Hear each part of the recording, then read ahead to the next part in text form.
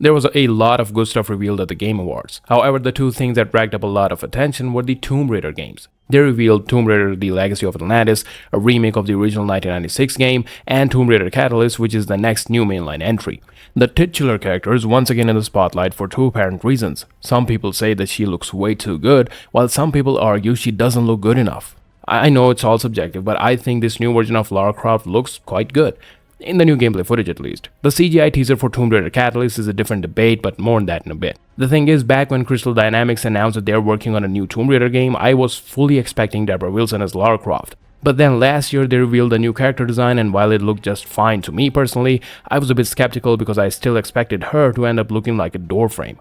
I mean, the entire industry has been tripling down on severely uglified and masculine female character models, and look at what Netflix did with Tomb Raider just last year. So yeah, to be very honest, I had pretty much no hopes for this franchise. However, the final design in the Legacy of Atlantis gameplay footage was a pleasant surprise. It's been almost a decade since these nonsense activists have hijacked and destroyed many beloved franchises, so this was actually a breath of fresh air. Now, she doesn't look like a supermodel or anything, which shows that this character design was still undoubtedly touched by the DEI and HR departments. But considering how Netflix literally turned her into Lara Croft, things could have turned out much worse. So there's no doubt that this is a step in the right direction, and that's a win in my books. Now, you might disagree, but I think the previous rebooted trilogy was quite good. Her character portrayal wasn't so great, which I'll talk more about in just a bit. However, we can all agree that Lara still looked quite hot in those games. I mean, just look at this. God damn. So I don't really understand why the nonsense activists are losing their mind over how she looks in the new game. I'm sure by now you've seen this post making rounds online. This new design for Lara Croft is really jarring. I joke that she looks like those anti-woke Facetune photos of make gaming characters hot again, but I don't know if it's a joke anymore. What do you mean she's fighting for her life and has a thick set of falsies? Now, this post kind of blew up, and understandably after it was ripped to shreds by people with common sense, this person backtracked by saying, "I made a joke about this fictional person's false eyelashes." I mean, I don't understand how... Oh, well, that explains it.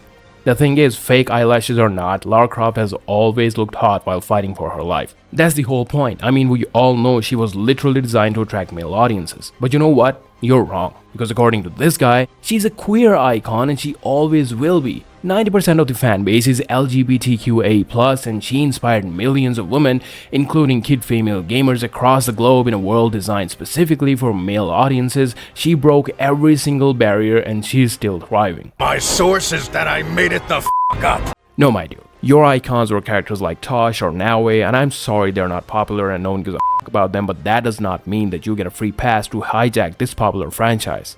Now, I genuinely don't know if this is a rage bait or not, but I don't understand how 90% of the fan base is supposedly LGBT or women when these demographics barely make up 20% of the PC and console gaming landscape. I mean, I mainly talk about such games, and around 97% of my audience is men. What's even crazier is 96% haven't even subscribed. So if you're new to the channel, please hit that subscribe button and do all the YouTube stuff, like, comment, share. Your help would really mean a lot, because at this point it feels like I've been stuck in the 940s forever. But anyways.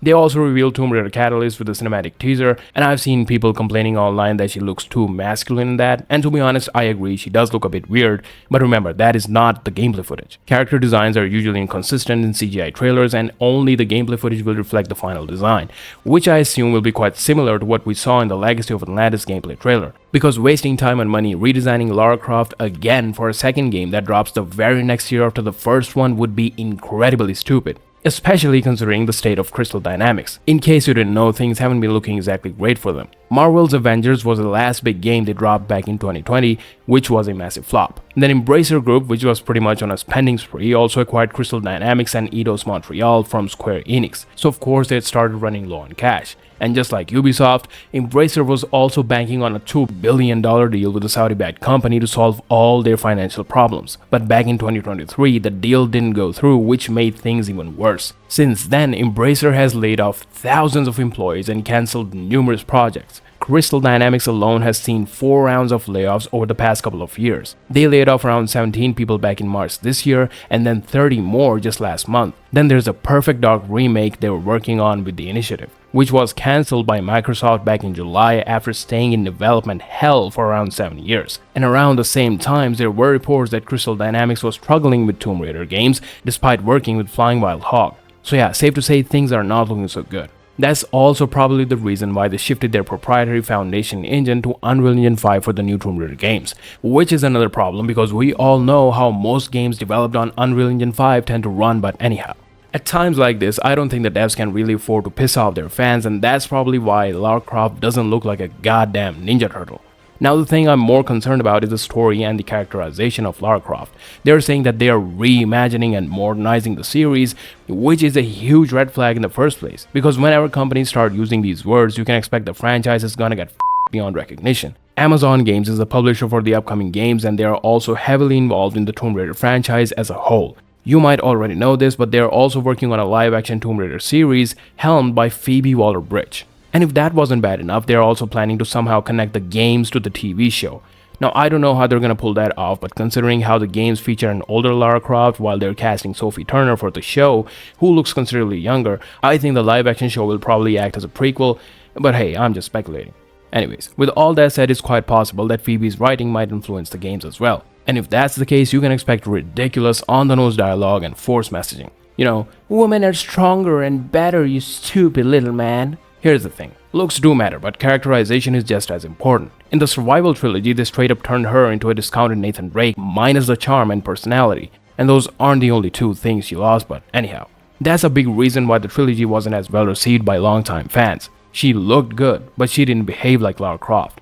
She was always beat up and helpless and crying, and she pretty much stayed the same throughout the entire series. Fans wanted to see her grow into the cool, confident, and badass Lara Croft they actually loved. Now it seems to me the devs are fixing that stuff for the newer games, but the problem with Western studios nowadays is that they confuse confidence and strength with masculinity. So the reimagined Lara Croft can have all the feminine beauty in the world, but if she ends up behaving like a man, that's still a huge problem. Which is why when it comes to Western studios, all you can do is be cautiously optimistic. That being said, the gameplay trailer does look pretty cool. Lara Croft looks gorgeous, the locations look beautiful, the OG acrobatic moves are back, the environmental puzzles look solid, and you're dual-wielding pistols while shooting at dinosaurs. I mean, it doesn't get much cooler than that. So no matter how small it seems, it's still a win.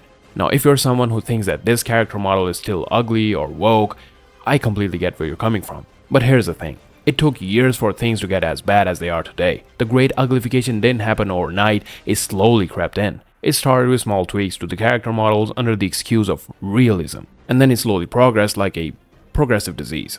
Now after all these years, things finally seem to be getting better, and healing does take time. So we should appreciate it and make it very clear that this is what we want more of. The good news is the Legacy of Atlantis gameplay trailer was very well received. On the official PlayStation YouTube channel, the video got around 1.6 million views in 5 days, and at the time of me making this video, the trailer has around 70,000 likes to only about 1,000 dislikes. That's a great ratio.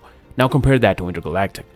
This is clearly sending the right message. I just hope that the industry learns the right things from this. But I'll leave you at that. Do let me know what do you think about the new Tomb Raider games in the comments down below. Don't forget to drop a like and subscribe if you enjoyed the video. And if you're feeling generous, hype the video as well if you have that feature available. It would really help my small channel grow. Anyways, thanks a ton for watching. Until next time, take care.